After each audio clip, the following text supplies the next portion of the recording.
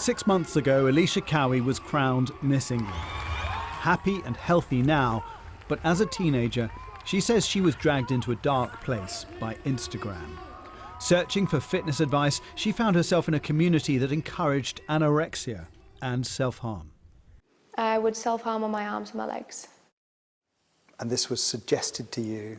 On Instagram. It was a post that I seen on Instagram. Before that, I had no idea what... So something you would not have thought of doing? No, definitely not. I didn't have any idea of what it was. I was only 13 and never come across suicide or self-harm. And this just pops up on your timeline?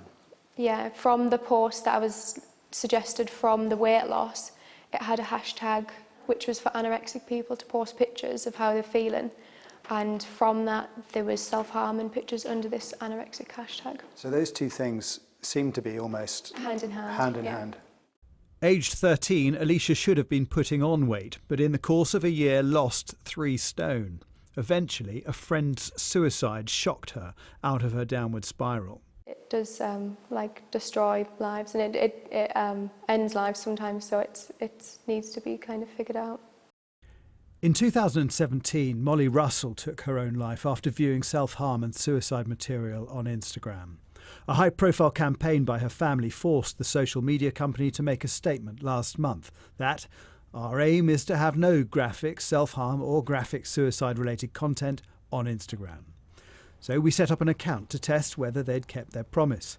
It took very little time to find that they hadn't. We're not going to show you any of these images because they are far too distressing, and nor will we explain how we accessed them, but they show in graphic detail methods of self-harm and of suicide. It is not only glamorized but also instructional. It is the exact thing that Instagram said it would get rid of over a month ago, but it's far too easily accessible without any filters or warnings. There are some searches on Instagram that prompt a filter page offering constructive help with links through to groups such as the Samaritans, but images and messages that glamorise excessive weight loss are still too easy to find.